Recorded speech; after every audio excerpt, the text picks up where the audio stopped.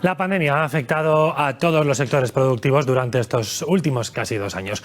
Es fácil comprobar cómo ha perjudicado, por ejemplo, a la industria o al turismo. Más complicado es saber de qué manera ha influido en el aprendizaje de los alumnos en las distintas etapas educativas. Desde marzo de 2020 hemos vivido diferentes situaciones. Los colegios e institutos han tenido que cerrar sus puertas durante los primeros meses de la pandemia. Después, en el otoño de 2020, los alumnos, por ejemplo, de tercero y cuarto de la ESO, también los de primero de bachillerato, tuvieron que combinar la presencialidad con la semipresencialidad en las clases y también desde casa, seguir esas clases desde casa. Y el cierre de aulas ha sido una constante durante todo este tiempo, con picos elevados como el que tenemos actualmente, por ejemplo. Queremos saber cómo ha influido en el aprendizaje y en el rendimiento de los alumnos y por eso hemos invitado a 2 personas que seguro que nos van a ayudar a resolver estas preguntas. Son Jesús Jiménez, vicepresidente del Consejo Escolar del Estado. Buenos días. Hola, buenos días. Y también nos acompaña Juan Antonio Planas, presidente de la Asociación Aragonesa de Psicopedagogía. Muy bien. ¿Qué tal? Bienvenidos a los dos. Decíamos, es el tercer curso que afecta a la pandemia de un modo u otro a los alumnos. También a los docentes están agotados, los centros están desbordados con los protocolos, ¿no? Pero si nos fijamos en los alumnos, ¿cómo están los alumnos? ¿Cómo han llegado los alumnos a este 2022? Pues están con un cierto grado de estrés y de ansiedad, y es lógico.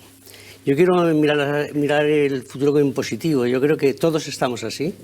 Pero creo también que los chicos y las chicas están en formación, primero se afecta en ese sentido de que todavía están, pero tienen más capacidad también, a lo mejor que tenemos los adultos, de poder recuperarse y ver que sí que ha sido un paréntesis, que es un tiempo complicado, pero creo que vamos a seguir adelante. Entonces hay chavales, hay estudios donde dicen que bueno que afecta, no hay estudios muy concluyentes, creo que falta tiempo. Por ejemplo, en resultados escolares todavía no hay estudios para ver cómo puede afectar esto. Cuando llegue el próximo PISA seguramente, pero también habrá que cambiar el esquema de cómo se hace PISA. Pero yo creo que podemos salir adelante. Están afectados, lógicamente, los profesores también, el personal de administración y servicios, que a veces también nos olvidamos, que también están con ellos, y los profesores incluso que van a los centros para 4 o 5 días a hacer sustituciones de sus compañeros que están confinados porque están ellos enfermos o porque están confinados en su casa. Y que eso, en cierto modo, también es una complicación, ¿no?, para el transcurso normal de las clases. Lógicamente, lógicamente. Afecta en 3 sentidos. Afecta primero a la organización de los centros. Los equipos directivos y el propio claustro de profesores, el propio centro, tiene que reorganizarse. Afecta sobre todo la conciliación familiar y laboral. Sobre todo aquellas familias que tienen más dificultades, ¿cómo dejo ahora a mi hijo o mi hija?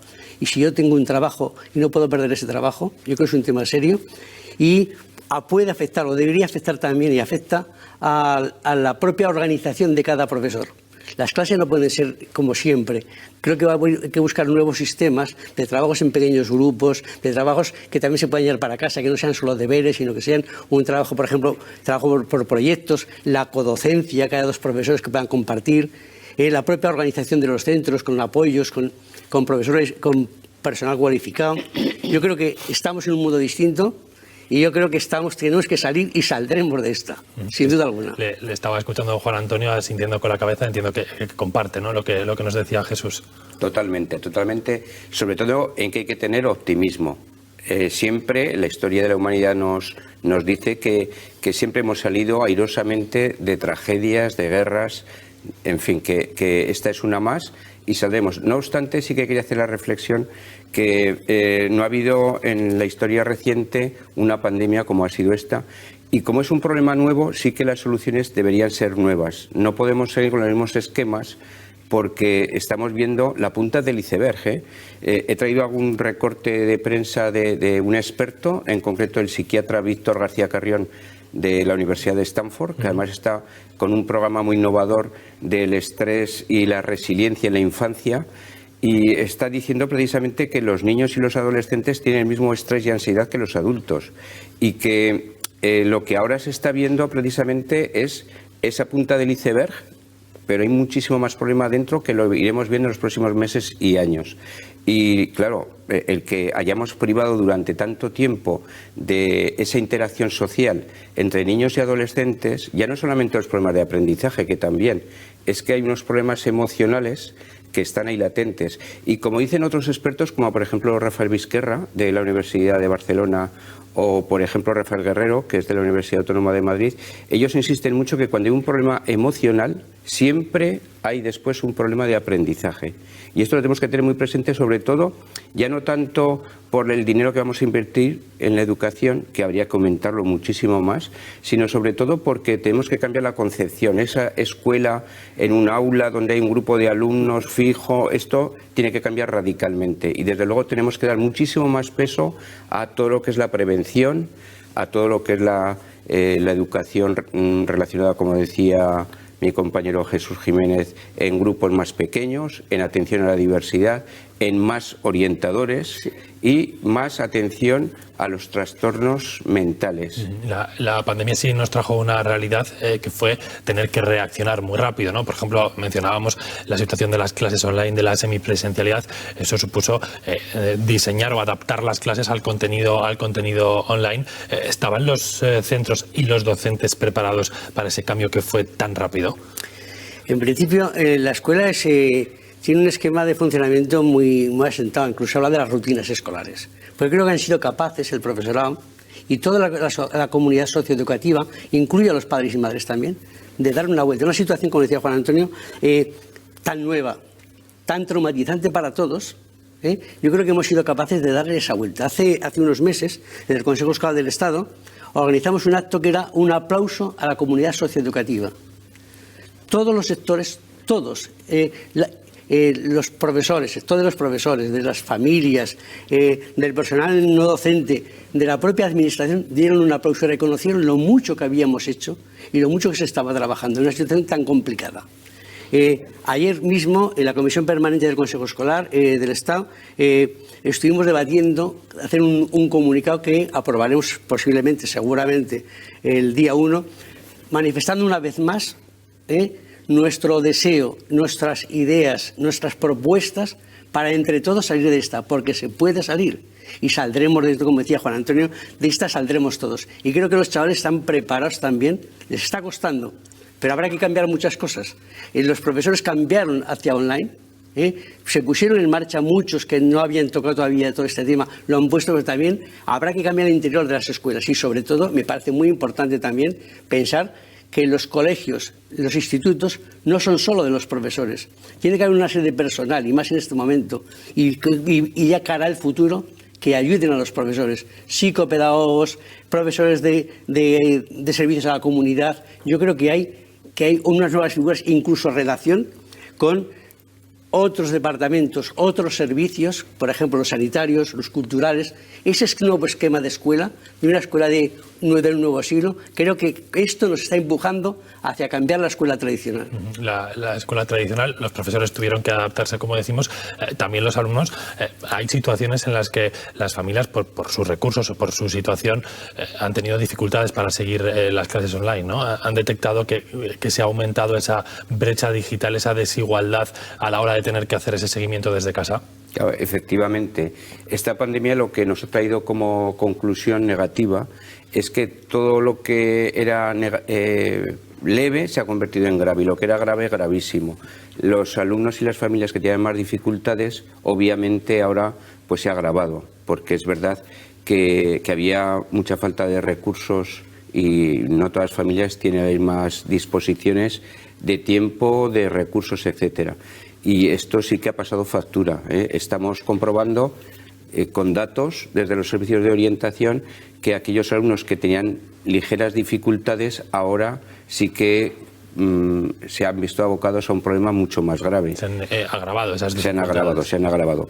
Como digo, no solamente son las cuestiones de aprendizaje, que son muy importantes, pero lo que realmente nos preocupa son todas estas cuestiones psicopedagógicas y psicológicas que conllevan. Todo lo que es la educación emocional, eso sí que estamos viendo que tiene un problema muy grave ahora, que llega una parte pequeña de lo que está ocurriendo, pero ahora mismo, por ejemplo, yo sobre todo diría que tenemos dos problemas muy graves, y es que ha aumentado muchísimo el acoso escolar cibernético Y también están aumentando muchísimo los problemas de la anorexia y la bulimia, los trastornos alimentarios, que en realidad son trastornos mentales.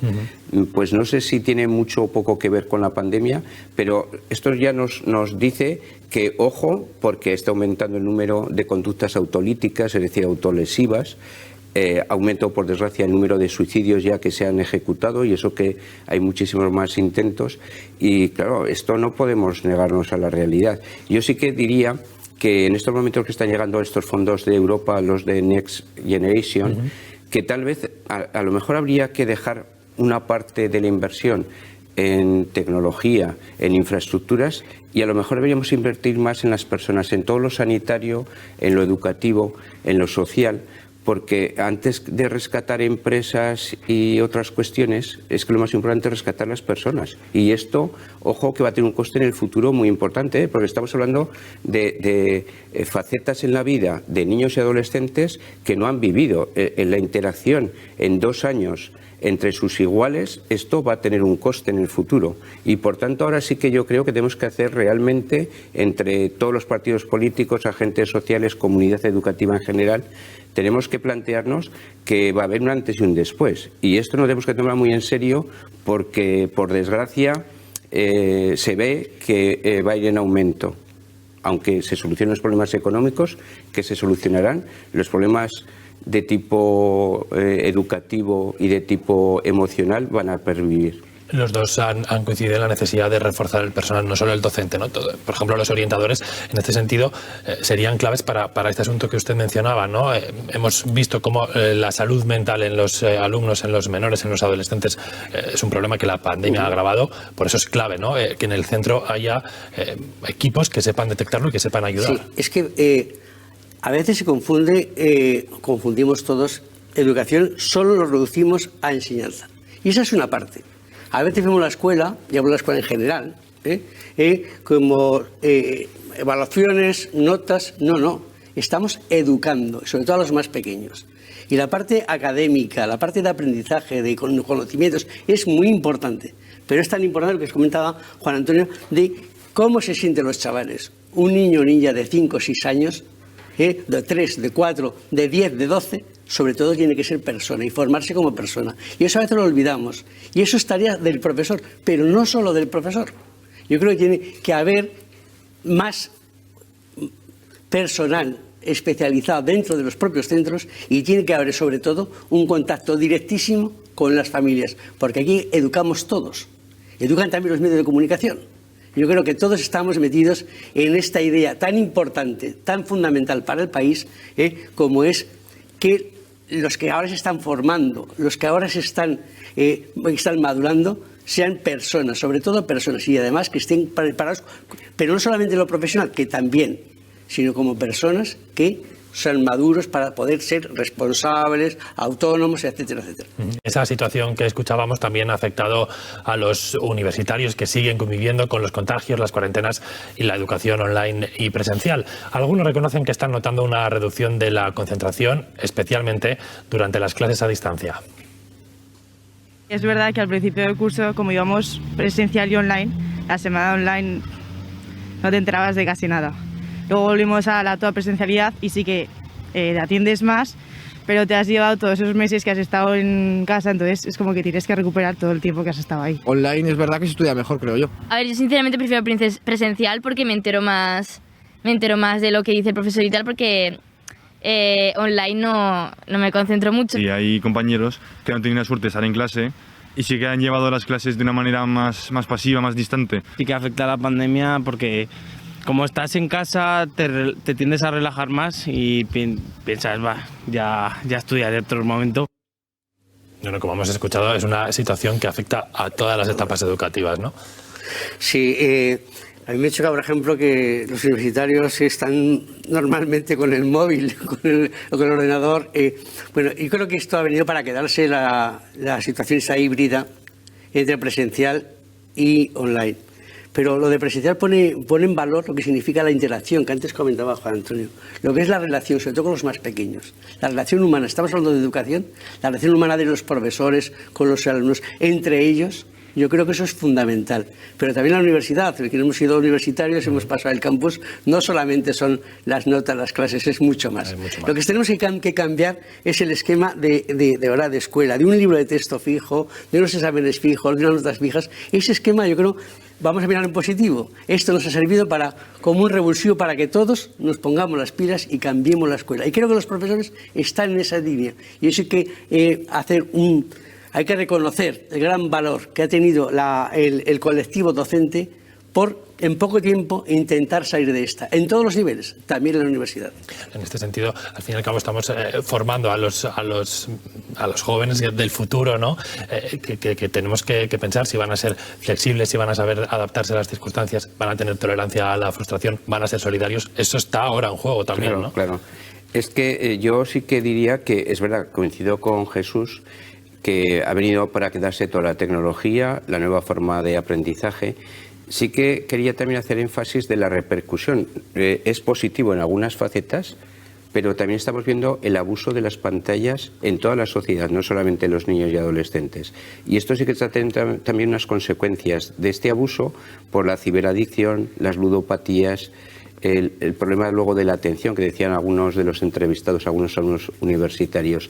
Y sí que tenemos que hacer la atención que todos deberíamos regular el tiempo de atención de los dispositivos, sobre todo el móvil, porque estamos viendo con mucha preocupación que ahora sí que está incidiendo también esa hiperactividad, esa falta de concentración en esos estudiantes, el demasiado tiempo que dedican a las pantallas y que detraen de la interacción social, de hacer más deporte, de estar al aire libre, de conversar con la familia. Esto es otro problema importantísimo que tendremos que atajar. Yo, como mensaje a las familias, sí que diría que no hay que prohibir, desde luego, cuanta más tecnología mejor, pero tenemos que regular. Todo el mundo debería concienciarse de que no puede detraer todo lo que hacemos de ocio y de responsabilidad de estudio dedicado al excesivo tiempo a las pantallas. Escuchábamos en la conexión con Teruel, ¿no?, como nos decía la directora, que hablando del rendimiento, hay alumnos que van arrastrando de los cursos anteriores, que incluso se ha tenido que adaptar el contenido, reducir quizás un poco el contenido que corresponde al curso para que los alumnos no se queden atrás. ¿Hasta qué punto esto puede perjudicar a medio o largo plazo que esos alumnos lleguen a su carrera profesional con un nivel por debajo del que les corresponde? Yo creo que se recuperará. El aula es un sitio, comentaba antes Juan Antonio de el tema de las redes, es un sitio de reflexión. A veces estamos viendo en un mundo que todos son titulares, y solo en titulares, no hay que reflexionar. Y el aula es un sitio de reflexión además compartida. ¿Hasta qué punto puede afectar eso todo este periodo? La propia estructura de la nueva ley, de la LOE, la llamada Ley CELA, favorece que sobre todo los más pequeños volvemos al esquema de ciclo. Y ciclos son 2 años. Con lo cual, ya no es un examen a final de cada año, a final de cada trimestre. Algunos confunden la evaluación permanente con permanentes controles cada 15 días. Esto hay que acabarlo. Hay que buscar un sistema distinto porque la gente va madurando, los chavales van madurando poco a poco. Sí que afectará, pero se recuperará. Yo creo que se recuperará y, bueno, no pasa nada porque tengamos un par de años, porque un chaval, hay veces chicos que se ponen enfermos, están medio año enfermos y después recuperan. Yo creo que se puede recuperar.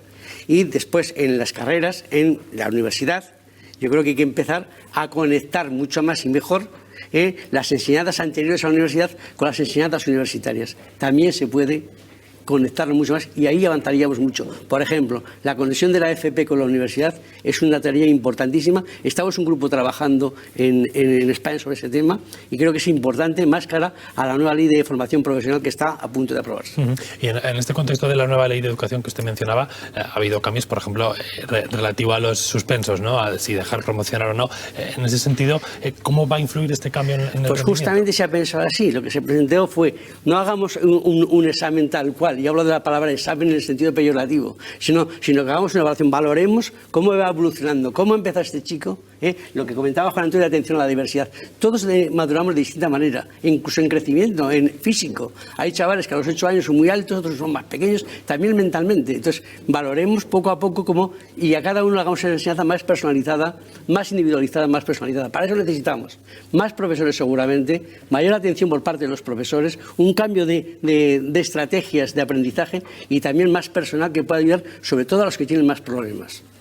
Y mirar en perspectiva el futuro, que bueno, no ser pesimistas, ¿no?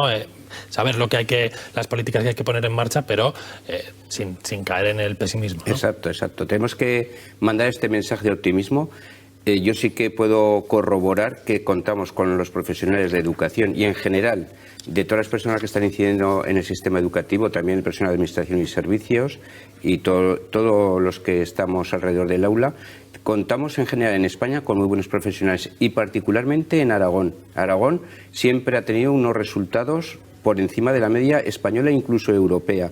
Y sí que hay que romper una lanza porque las familias cuando dejan a sus hijos en los centros educativos saben que están en buenas manos, que no solamente van a recibir atención educativa, sino que también están en un contexto de seguridad, de que se educa bien y tenemos que poner en valor este gran capital humano. Nosotros, como Asociación de Psicopedagogía, estamos ya preparando un acto para reconocer públicamente la labor del profesorado aragonés que hace falta. Igual que los sanitarios, tenemos que reivindicar entre todos este gran capital humano que tenemos. Pues Juan Antonio Planas y Jesús Jiménez, muchas gracias por haber estado hoy en esta entrevista que ha aportado tanto para todos. Gracias a los dos, de verdad. Muchas gracias. Nosotros, gracias. Hacemos una pausa, a la vuelta el repaso de toda la actualidad y la entrevista a la vicepresidenta del Gobierno. Hasta ahora.